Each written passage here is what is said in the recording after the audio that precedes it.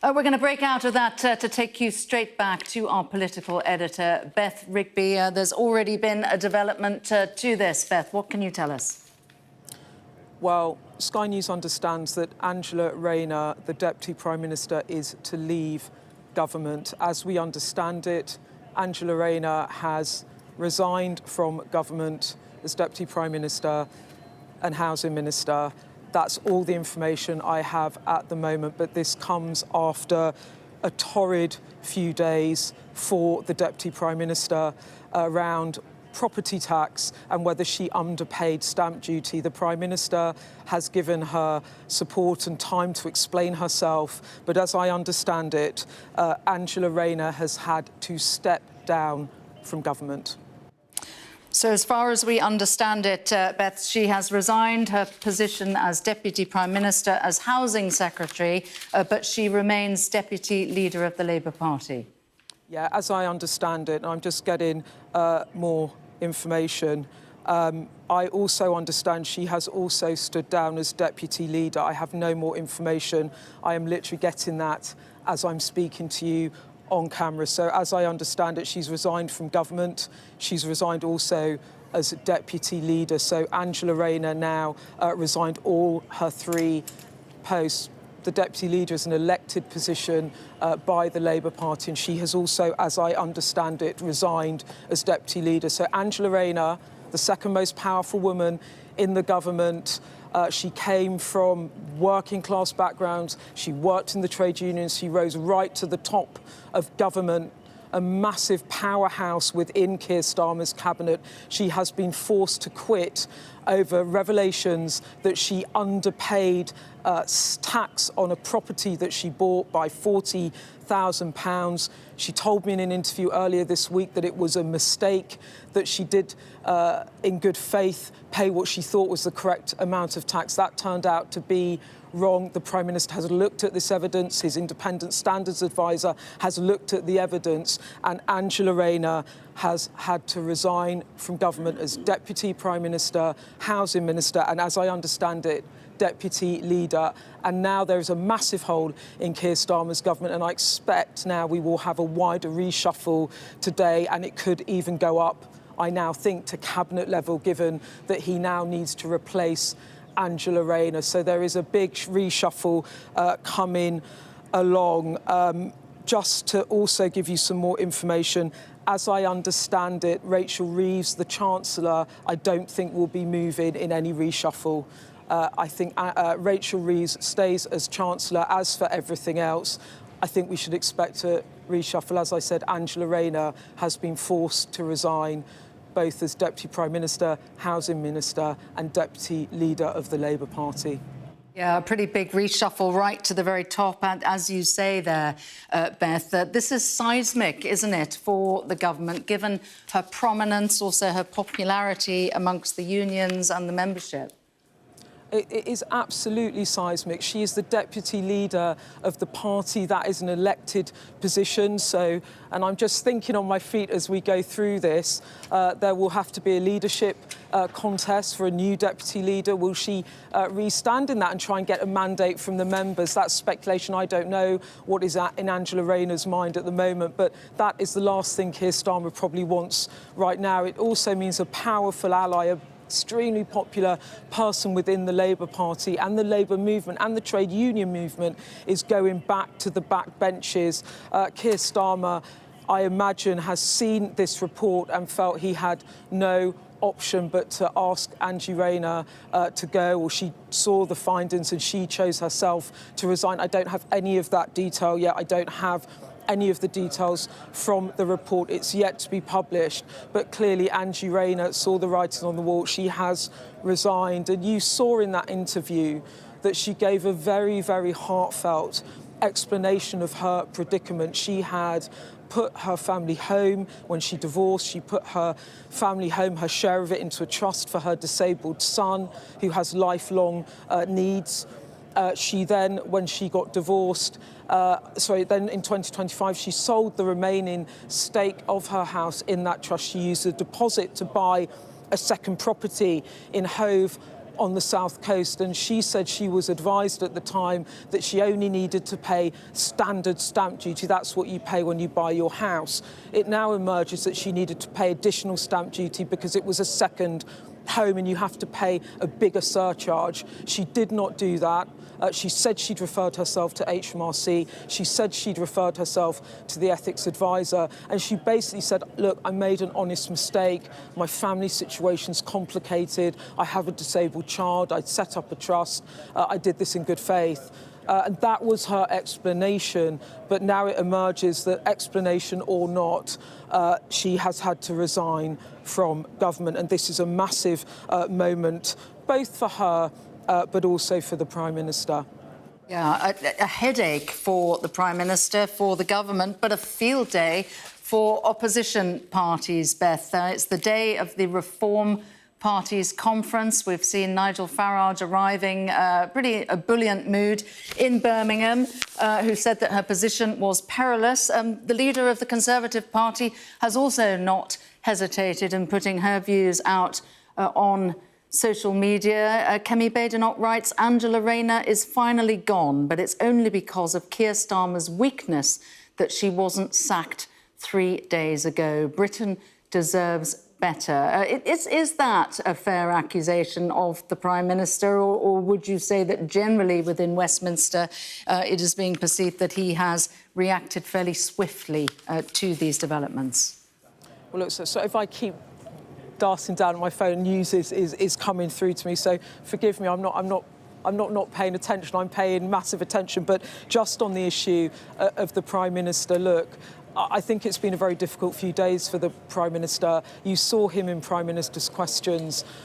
He talked about his respect and admiration for Angela Rayner, but in the end he also was very clear yesterday that he had to follow a process, and he refused to give her his backing until that process had been followed. I'd say the other thing about the Prime Minister, who himself is a lawyer, that in the past, when other ministers have broken the ministerial code, when Boris Johnson kept on Priti Patel, despite the judgment by his then ethics advisor that she'd broken the ministerial code and did not sack Priti Patel, Keir Starmer was fuming about that and very, very strident in the fact that he had not done the right thing. And I think for Keir Starmer, as much as I suspect that he would have wanted to protect Angela Rayner, I think if that report has come in from his ethics advisor and it's found that she's broken the ministerial code or it doesn't completely exonerate her,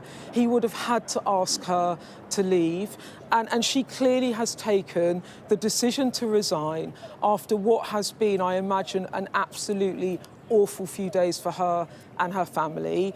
You saw how upset she was in the interview. She had a traumatic birth. Her child had lifelong injuries. She had a settlement from a long-fought battle with the NHS to get a payment to secure his future. She then put it into a trust, and this was all private information until she got a court order lifted from the family court in support of her ex-husband and the father of her son to make this information public. When I said to her, would it have been better just to walk than have to disclose this information, she said, my family would rather that I tried to clear my name and laid the truth as she saw it on the line than walk away with this cloud over her. So she revealed lots of very personal details that she found difficult. But at the heart of this, at the end of this, she is the housing minister and she has underpaid tax. And she is therefore potentially liable for a fine from HMRC. And in those circumstances, many people think that she had to step down, even if they had sympathy for her. Ruth Davidson, my colleague on our Electoral Dysfunction podcast and the former leader of the Conservative Scottish Party, said yesterday, I have loads of sympathy for her as a human, but from Ruth's point of view, she said Angela Rayner's a hypocrite because she's so critical about other people about underpaying tax. And she would be the first to say that Angela Rayner should go and she should resign. And Harriet Harman and others that have supported and backed Angela Rayner have come out fiercely to support her. So this is a tale that has really divided Westminster and divided politics as well, with a huge camp of people supremely, incredibly supportive of Rayner, and another group of people saying, look, whatever the personal circumstances, there cannot be one rule for you and another rule for other people. You might have had poor advice, but you still underpaid tax, and as housing minister, how can you stay in cabinet? And those are the two views that we have seen playing out. Just in terms of MPs, I'm getting a lot of messages from MPs that supported Angela Rayner who are upset about this. One saying that, everyone's been talking about what happens about her. It's now the post-Rayner world, that they think that the whole debate has been, to quote one senior Labour figure, very toxic. But yeah, she's had to go. And I think that the next thing will be as well, not only what Angela Rayner's statement might say, we should have an exchange of letters between her and the Prime Minister later today, but also about this wider reshuffle now. And we are primed in Downing Street, potentially. I haven't had any confirmation of that, but is there going to be a wider reshuffle? Because the Prime Minister has to replace his Deputy Prime Minister, his Housing Minister. Could there be more cabinet changes? Just to be clear, as I understand it, I think that Rachel Reeves, as the Chancellor, who many people have been saying for months needs to be moved, as I understand it, Rachel Reeves will be going nowhere, but that's the only information that I have managed to glean. Well, Beth, as I was saying... Sam, sorry to interrupt you, but I have the letters now. They've just landed in my on my phone. Would you like me just to summarise it? I can start reading it. I'm doing it as I go along. It's the first sight I've had of it. This is Angela Rayner's letter to the Prime Minister. She says, "Dear Keir, thank you for your personal and public support that you have shown me." She then goes on to say, "On Wednesday, I referred myself to your independent advisor to conduct a thorough investigation into my personal financial circumstances after I became aware I inadvertently paid the incorrect amount of stamp duty." She goes on to say, "I've always taken my responsibilities as Deputy Prime Minister, Secretary of State for Housing and Local Government, as well as a Member of Parliament, with utmost seriousness. I have long believed that the British people, that people who serve the British public in government must always observe the highest standards. And while the independent advisers concluded," this is new, "that I acted in good faith and with honesty and integrity throughout, I accept that I did not meet the highest standards in relation to my recent property purchase." So the Deputy Prime Minister, or former Deputy Prime Minister, saying there that the independent advisor accepts she acted in good faith and with honesty, and I think that will really matter to her personally, but that she accepts she did not meet the highest standards in public office. She says, "I deeply regret my decision not to seek additional specialist tax advice, given both my position as Housing Secretary and my complex family arrangements. I take full responsibility for the error." She then goes on and says, "I'd like to take this opportunity to repeat, it was never my intention to do anything other than pay the right amount. I must also consider the significant toll and pressure that this is placing on my family, the pressure of the media on my family," and I think you saw that in the interview I did with her. "While I rightly expect proper scrutiny on me and my life, my family did not choose to have their private lives interrogated and exposed. I have been clear throughout this process my priority has and always will be protecting my children and the strain I'm putting them through." She says, "The strain I'm putting them through staying in this post has become," let me just find this, "unbearable." So I'm just lost my spot. "The strain I'm putting them under through staying in post has become unbearable. Given the findings and the impact on my family, I have decided to resign as Deputy Prime Minister, Secretary of State for Housing, Communities, Local Government, as well as Deputy Leader of the Labour Party. She then goes on to talk a bit about her backstory. For a teenage mum from a council estate in Stockport to serve as the highest level of government has been the honour of my life. Angela Rayner goes on to say, the challenges of government are nothing compared to the challenge of putting food on the table and getting a roof over our head when I brought up kids working as a home help. Too many people face the same across our country. She goes on to say, I've always known that politics changes lives because it changed mine. The last Labour government gave me the tools I needed to build a better life for me and my son. And that's why I've been working relentlessly in government to do the same for the next generation. She goes on to say, every day I had in office, I worked to serve working class communities, which are too often overlooked. I'm proud that in every decision I made, I did it for them. I would never have become Deputy Prime Minister if not for the decisions taken by the last Labour government. And she goes on to some of the things that the Labour government did for her and her family. She then goes on to give a record of some of the things she did in government, talking about the Renters' Rights Bill, the Planning and Infrastructure Bill, so going through her record, and the English Devolution Bill. She also mentions the fact that the government delivered votes for 16 to 17-year-olds. So there's quite a lengthy letter here in which she goes through all of her achievements in government. And I'm going to scroll down to the end. She says, for me, being in office is the chance to change the lives of the people I grew up alongside. I will do whatever I can to continue doing so. Thank you for your leadership and your friendship. I will continue to serve you, our country, and the party and movement I love in the weeks, months and years ahead. So that is Angela Rayner's letter to the Prime Minister, her resignation letter. An emotional letter as well, talking very much about the pressure on her family. I should say as well, Beth, we have also got sight of the letter that Sir Lori Magnus has written to the Prime Minister, in which he begins by praising the openness and the cooperation of Angela Rayner with his investigation. He then goes through considerable detail of the facts of the case, which we don't need to relitigate now. We have presented them to you, our viewers, in summary form over the last week or so. But the letter does conclude by saying it is deeply regrettable that the specific tax advice was not sought. He continues, I believe Ms. Rayner has acted with integrity and with a dedicated and exemplary commitment to public service.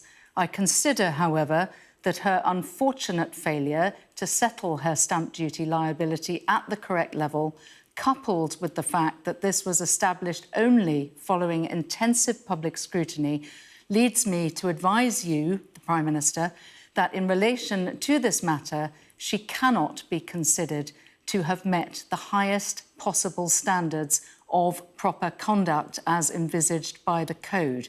Accordingly, it is with deep regret that I must advise you that in these circumstances, I consider the Code to have been breached. Yours sincerely, Sir Lori Magnus. If we can go back to you, Beth, on that.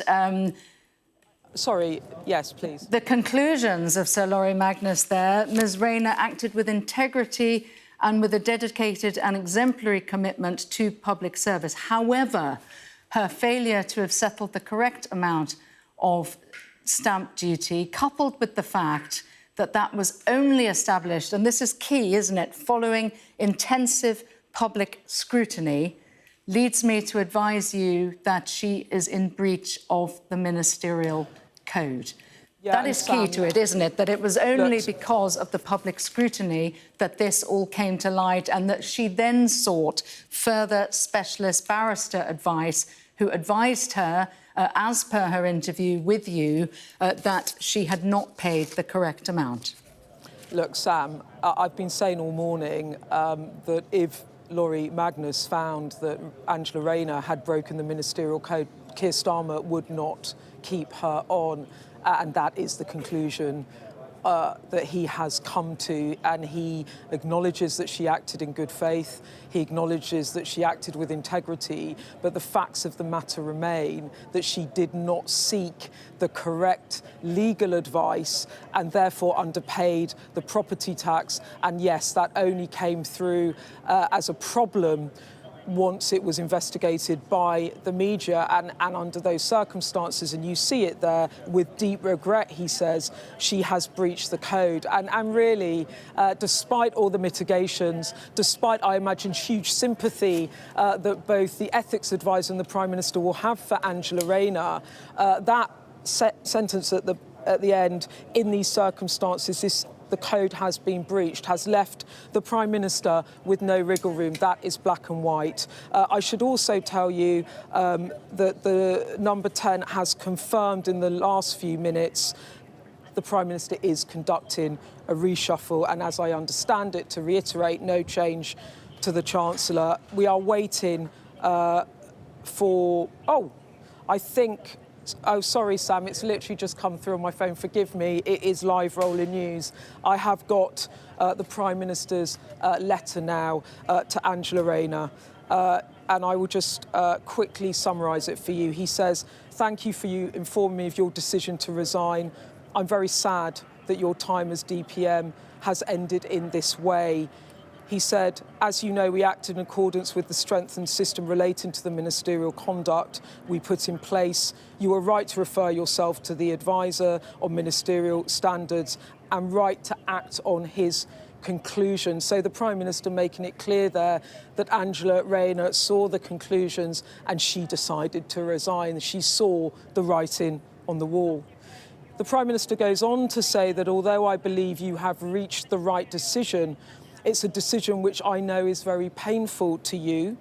You have given your all to making the Labour government a success. You have been a central part to our plan to make Britain fairer. And he goes on to praise her for her help in home building. You remember the 1.5 million target and her employment rights work. He then says, on a personal note, I'm very sad to be losing you from government. You have been a trusted colleague, a true friend. I have nothing but admiration and huge respect for your achievements.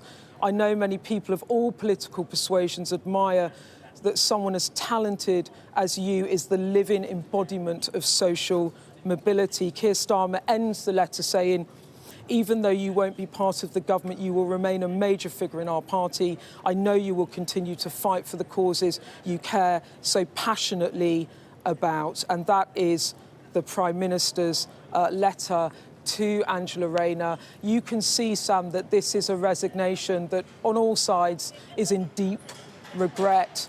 But Laurie Magnus has concluded she did not uphold the highest standards in public office, and that's what this boils down to. And Angela Rayner has had to resign. This is a massive moment for Keir Starmer's government, and it will precipitate, I think, quite a big and a substantial reshuffle now as he replaces her. He needs to replace the housing department, the deputy Prime Minister, and then she's resigned as deputy leader, and that will trigger a contest among the members to re-elect a new deputy leader. So a lot of news this morning, a flurry of activity, but the headline is Angela Rayner has been forced to resign after the Prime Minister's ethics advisor concluded that she did not uphold the highest standards in public life over her purchase of that property in Hove. And she made it very clear that it was a mistake. I think Laurie Magnus has acknowledged that. She's acknowledged that in her letter, and that, I imagine, is why this is all the more painful for her. The other thing I would say, Sam, is that what she said in the letter of her resignation about her family and the media intrusion, you could see the strain that that was placing on her. On Wednesday, she has been the subject to intense media speculation in that role for many, many years.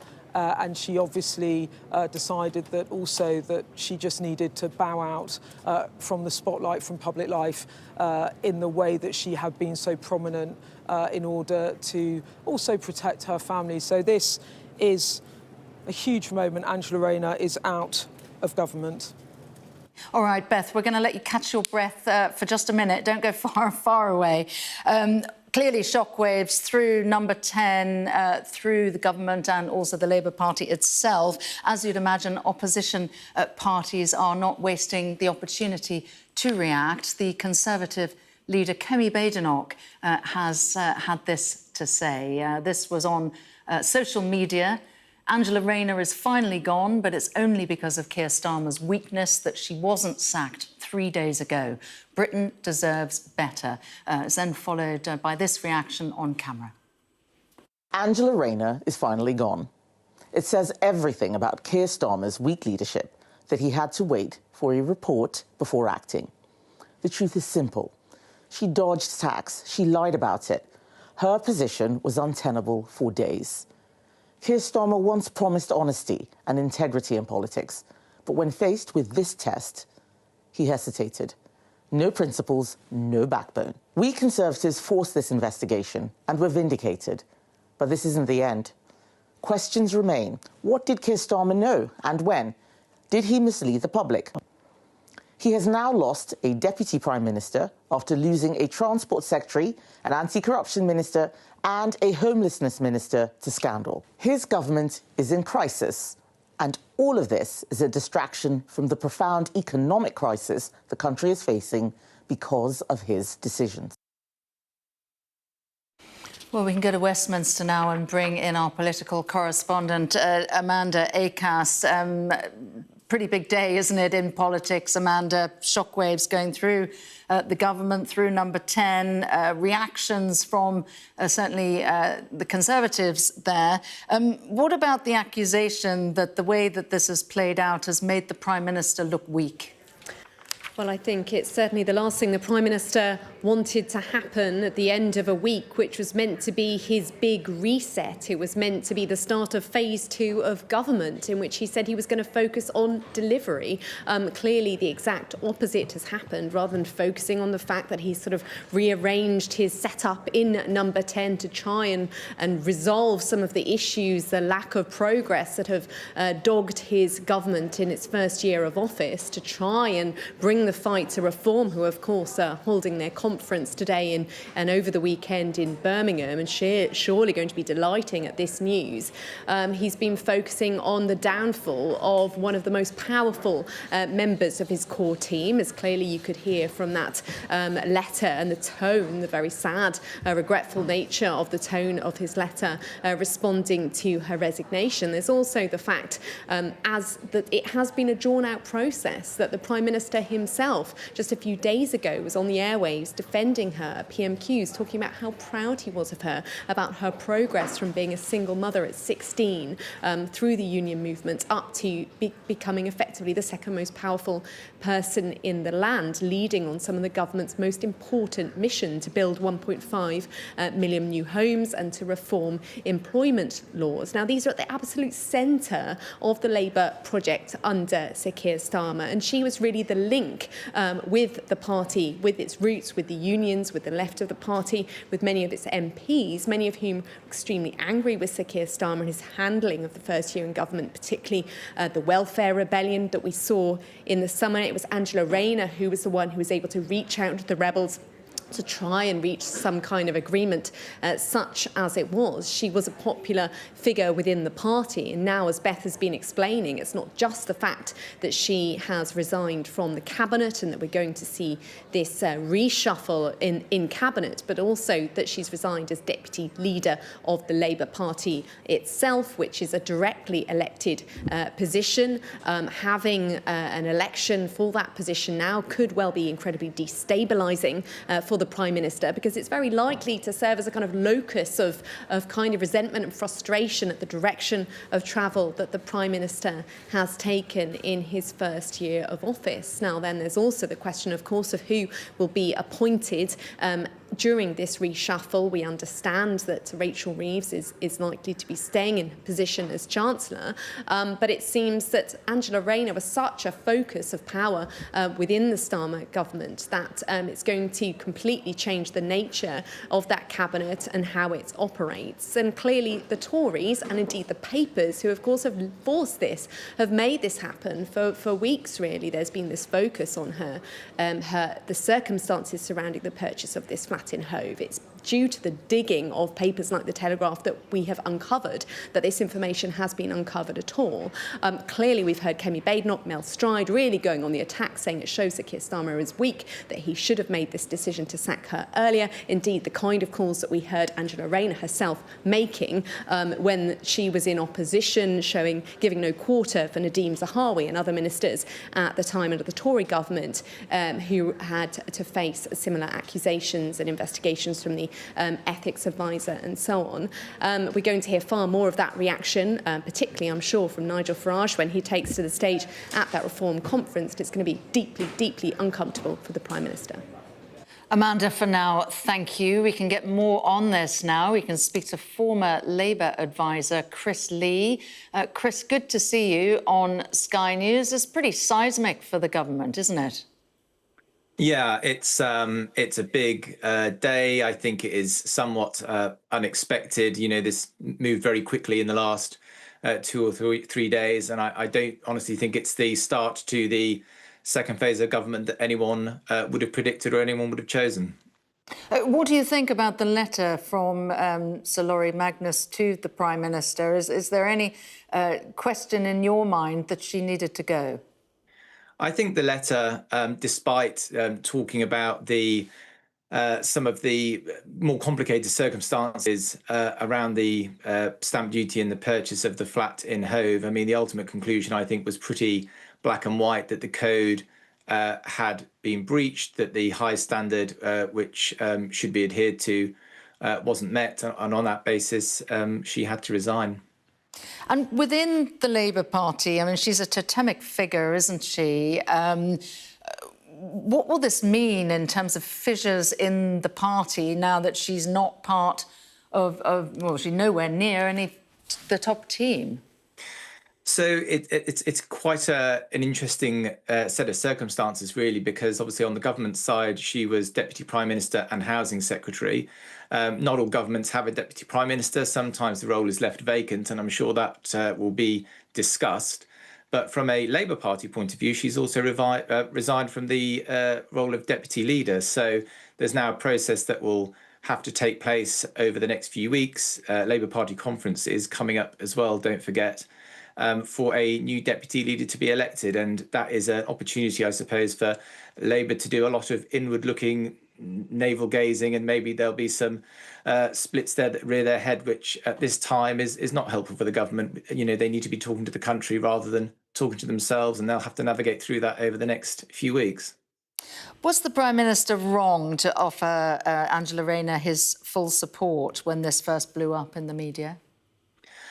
I think the Prime Minister was going off the information he had at the time, and there was no reason, I don't think, for him not to offer his full support at the time that he did.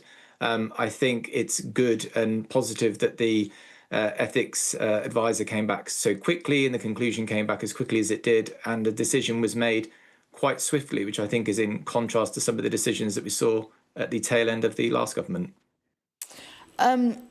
In terms of the reshuffle, are you surprised that it's being reported that Rachel Reeves is to stay in post? That's an interesting, so I suppose, byproduct of what's happened this morning. I think we were all expecting a reshuffle on the stocks for next week. It feels like that has now been accelerated. I'm not surprised that Rachel Reeves is secure in her role, and that has been confirmed. I don't think there was any suspicions of the Chancellor going anywhere in any reshuffle, whatever the circumstances were. But obviously, this is an opportunity now to accelerate the reshuffle process and move around some of those top figures in government to get the team back in place. Yeah, they've got a difficult budget coming up at towards the end of November. Do you think there's sufficient time for the Prime Minister to put this behind him, or do you think the whiff of this and the Deputy Prime Minister having to resign from her post for not having paid enough tax is going to make the Labour's policy position very difficult? I think we'll have to see how sort of public sentiment unfolds over the next few days and whether they feel the government have responded to this in a timely and effective way. Obviously, a lot of what Angela Rayner has said and a lot of the reasons she put forward for decisions that were taken around the purchase of the flat in Hove, I think a lot of people have accepted those at face value, even though she clearly didn't pay the tax that was due and she did breach the ministerial code. I think there will be some level of empathy for her personal situation, which I think is quite complicated and quite difficult. But to come back to your question, yes, I think there probably is time for the Prime Minister to steady the ship before the end of November. But as I said, there's a run up now to Labour Party conference in just 3 weeks' time, where there'll be an awful lot of interest and scrutiny on the Prime Minister and presumably a new top team. Well, speaking of conferences, it's an absolute gift, isn't it, for Nigel Farage's Reform Party, who are kicking off their conference today? I'm not so sure that it necessarily is. I think a lot of the coverage that perhaps would have been on the Reform Conference is now going to be focused on this today, perhaps instead. So I'm not so sure whether it necessarily will be that. But you're right in saying that political opponents, of course, will jump onto this and be critiquing the Prime Minister and Labour over the decisions that have been made. OK, Chris Lee, thank you very much for talking to us on Sky News this afternoon. If you are just joining us, we can just recap the breaking news this afternoon, which is Angela Rayner has resigned from government. She has resigned her positions as Housing Secretary, Deputy Prime Minister and Deputy Leader of the Labour Party as a consequence of the report conducted by the independent advisor, Sir Laurie Magnus. So let's take you through a part of what that letter to the Prime Minister had to say. Her unfortunate failure to settle her SDLT, that's stamp duty liability, at the correct level, coupled with the fact that this was established only following intensive public scrutiny, leads me to advise you that in relation to this matter, she cannot be considered to have met the highest possible standards of proper conduct as envisaged by the Code. Accordingly, it is with deep regret that I must advise you that in these circumstances, I consider the Code to have been breached. And this is what Sir Keir Starmer has said to Angela Rayner. Dear Angela, thank you for informing me of your decision to resign from the government. I'm very sad that your time as Deputy Prime Minister, Secretary of State and Deputy Leader of the Labour Party has ended this way. As you know, we acted in accordance with the strengthened system relating to ministerial conduct that we put in place on coming into government. You were right to refer yourself to the independent advisor on ministerial standards and right to act on his conclusion. He goes on a personal note, I'm very sad to be losing you from the government. You have been a trusted colleague and a true friend for many years. I have nothing but admiration for you and huge respect for your achievement in politics. I know that many people of all political persuasions admire that someone as talented as you is the living embodiment of social mobility. Even though you won't be part of the government, you will remain a major figure in our party. I know you will continue to fight for the causes you care so passionately about. My very best wishes, and with real sadness, Keir. Let's go back to our political correspondent, Amanda Akas. Amanda, I mean, you can feel it in that letter from the Prime Minister to Angela Rayner. What a totemic figure within the party she has been. Well, yes, indeed. And Sir Keir Starmer and Angela Rayner have had a fairly rocky relationship at times, a fairly unlikely political marriage, but it has seen them to the top of government, a kind of balance of the two sides of the Labour Party. So Keir Starmer, the pragmatic lawyer who has struggled perhaps to make a kind of emotional connection with voters, and then Angela Rayner, the charismatic union leader who rose up clearly from being a teenage mum at the age of 16, very difficult start in life, to becoming the second most important political figure in the country. Now, clearly, there was a time when Sir Keir Starmer first became leader of the Labour Party after by-election losses. It looked like he was trying to sack her then. She fought back, and she has a lot of support within the party, and instead she ended up seemingly being promoted during that kind of power struggle that we saw a number of years ago. And ever since then, her star has continued to rise. Seemingly, she was always being talked about as the front runner, really, perhaps alongside Wes Streeting as a potential successor to Sir Keir Starmer. And she's someone who clearly had a great deal of charisma. She was good at articulating Labour's priorities, and clearly her brief as in charge of housing and also in charge of the Employment Rights Bill were kind of two of the key goals of the Labour government, two of their key promises to voters. And she had the ability to connect what the government were trying to do in a way that I think Sir Keir Starmer has struggled with. She's also very popular within party members, the unions, of course, as well as the parliamentary Labour Party. And I think this leaves Sir Keir Starmer looking very vulnerable. It sounds like, from the tone of his letter, the initial letter we saw there, handwritten letter, talking about how he sees her as a very true friend, and he's very sad about her departure, genuinely sounding exceedingly regretful about this. Clearly, the process that had been put in place, he promised when he came into government to strengthen the position of the independent advisor. He still wasn't bound by that finding of if a minister had breached the code that he would have to sack them, but still her position was clearly untenable after she was found to have breached the code, so she resigned, which obviously prevented him from having to do so. Clearly the Tories say he looks weak now, he should have done that already. The facts have become clear a number of days ago. But clearly now he is exposed, and he needs to quickly fill the vacuum. There's going to be endless speculation now about who's going to sit where in this new reshuffle. We've been told that Rachel Reeves, as Chancellor, her position is secure. Of course, she's the other key pillar of the kind of Starmer government project. So that's not really surprising in many ways. But who exactly will be brought in to take on this very challenging housing brief, and the question over whether there even will be a new Deputy Prime Minister, let alone the question of this open vote among the Labour Party membership over who should be the deputy leader of the party, which is very likely to become a real focus of the frustration many in the party feel with the direction of travel that Labour have been on over the past year.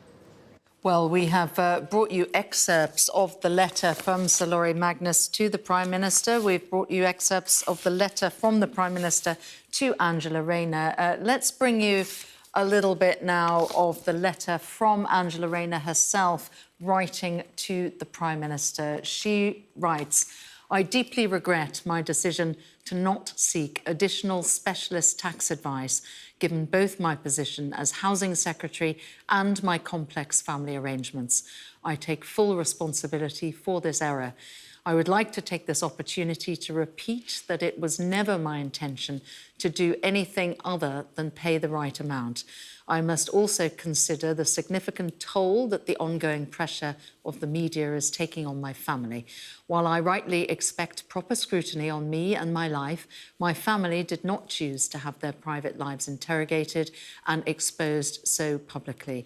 I have been clear throughout this process that my priority has and always will be protecting my children and the strain I am putting them under through staying in post has become unbearable."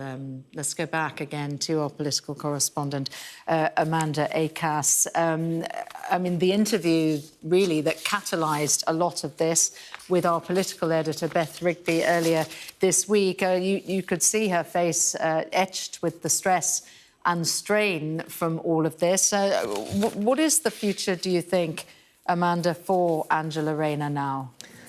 Well, it's very difficult to know, isn't it? I mean, clearly she still is a very popular figure within the party. I think there will be many people who saw that interview with our political editor, Beth Rigby, on Wednesday and feel deeply sorry for her, the nature of her specific family circumstances, the fact that the reason that all of this happened kind of really dates back to the fact that a trust was established to protect the future interest of her disabled son, the fact that she was divorced and that led to additional complications surrounding selling the 25% share of the house to the trust, the fact that she then, as she explained to Beth, believed that therefore in purchasing this £800,000 flat in Hove that would be her primary residence. Now, she suggests, she explained in that interview that it was a mistake, that she believed that therefore as it was the only property that she owned, that she believed that she was liable for the lower rate of stamp duty as opposed to the higher level, which is imposed for second homes. But due to the nature of the fact that her family home, which she had sold a stake in to her son's trust, was actually in trust to her son, who was under the age of 18.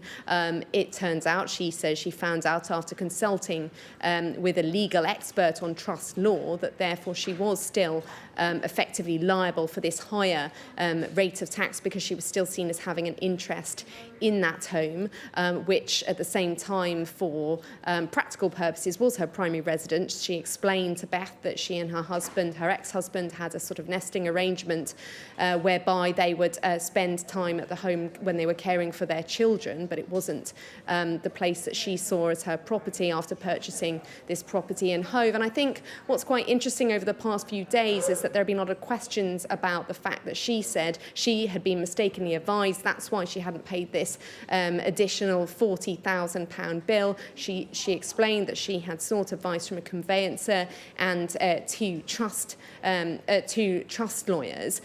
We then had last night this revelation from the conveyancing firm that she used, saying, well, no, we didn't supply any tax advice. We've been scapegoated in all of this. And I think the pressure really piled on her overnight. And I think that was a foretaste of what was to come, because what we've seen in Sir Laurie Magnus's letter is he set out, yes, he believed that she acted honestly and with integrity, but he's really sort of explained what exactly happened there, that although she was given advice by the firms that she believed that was the appropriate rate of tax to be paying. At the same time, they had also caveated that advice in saying that she ought to go and to seek expert tax advice, because this is such a complicated area of law, and that's what she hadn't done, which is why he concluded that she hadn't reached the highest standards of conduct which is necessary under the ministerial code for those carrying the highest office in the land.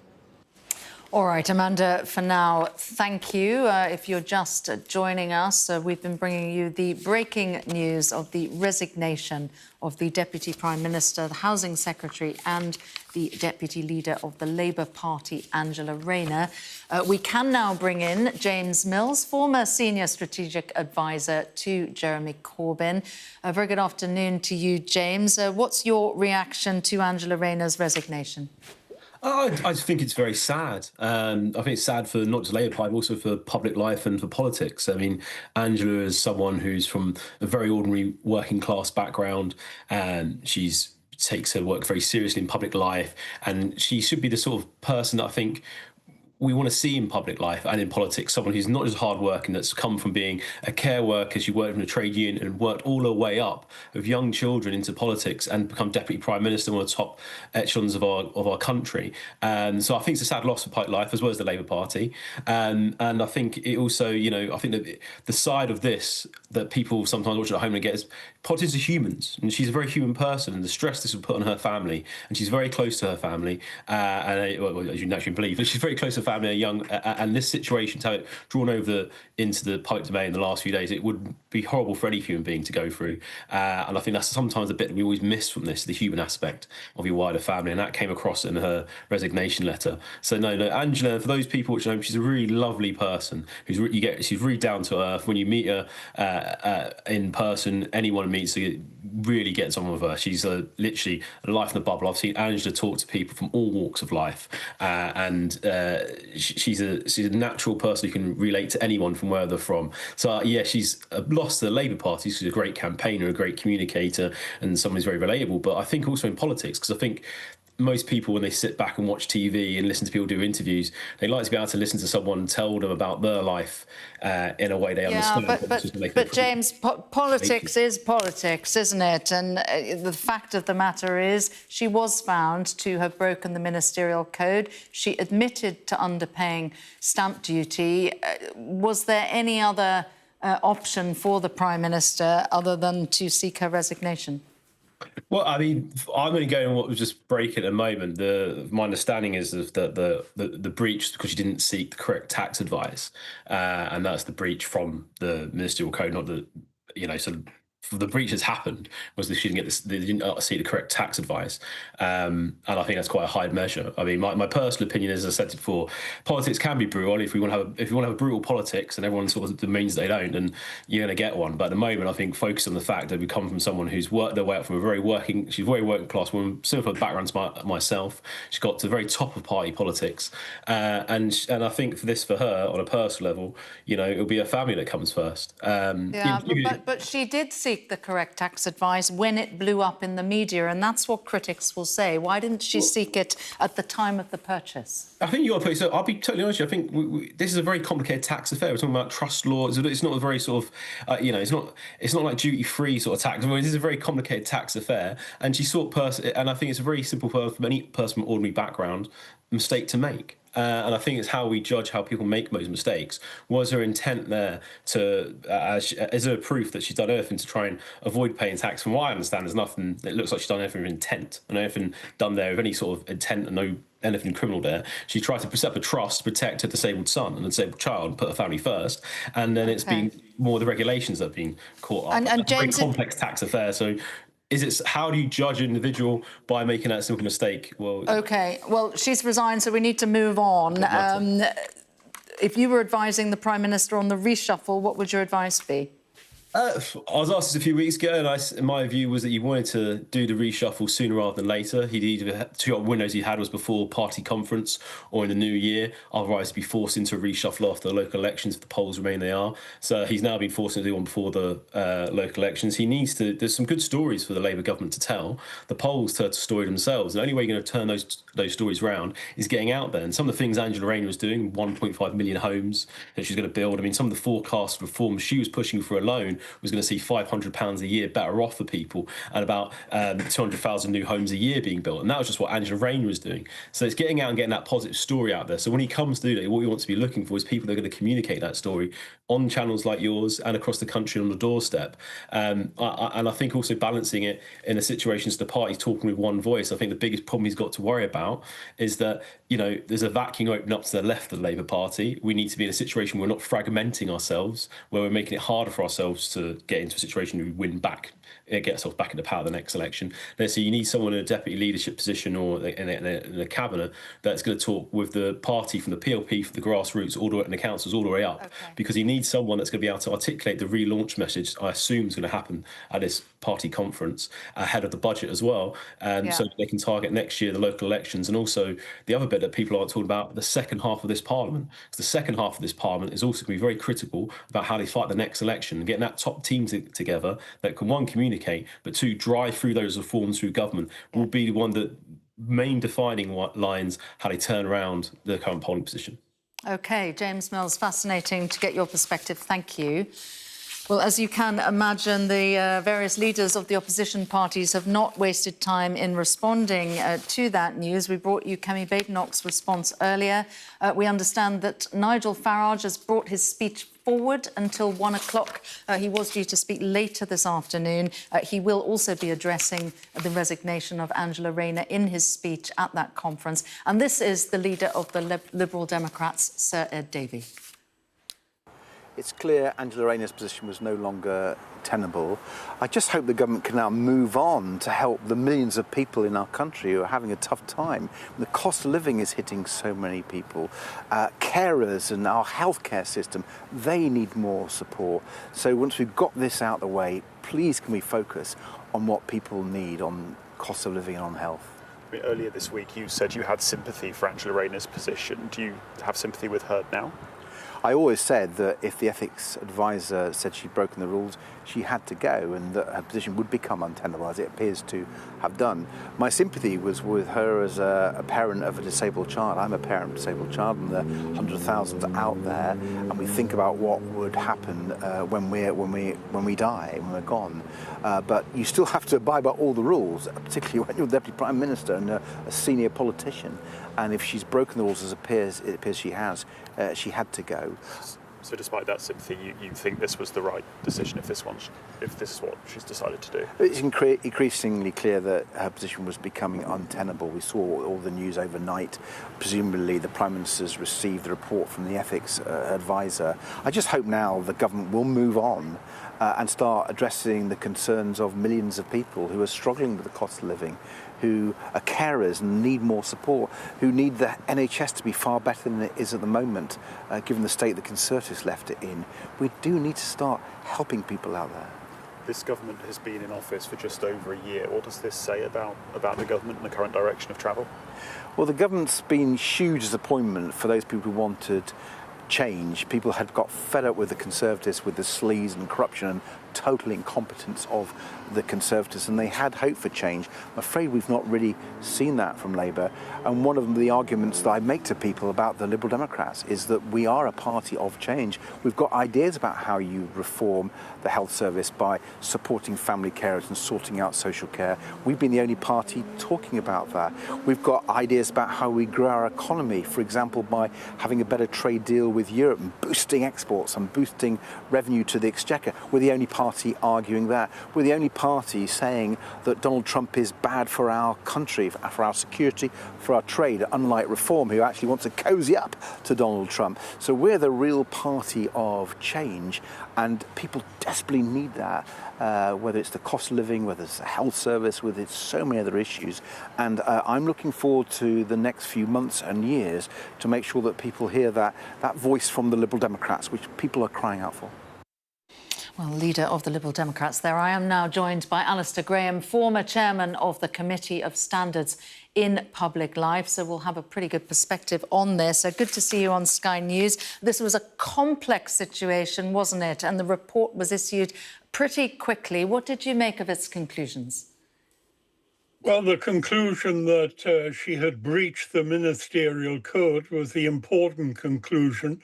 And once he had come to that conclusion, having seen all the paperwork, then there was no choice but she had to resign as a member of the government, and she's also resigned as deputy leader of the Labour Party. And to your mind, I mean, the letter did talk about her cooperation. It talked about her dedication to public service and her integrity. To your mind, was it essential that she needed to resign from all three of those posts? Yes, I think it is, because she was very much damaged goods. She hadn't come forward perhaps as quickly as she could have done in dealing with the particularly the red top stories about whether she'd paid the full amount of stamp duty. So I think the pressures were absolutely enormous on her. It's very sad, the particular personal circumstances that might have influenced her decision-making during this scandal, but there's no doubt she made mistakes. She got it wrong. She has breached the ministerial code. Therefore, she had no future in the government.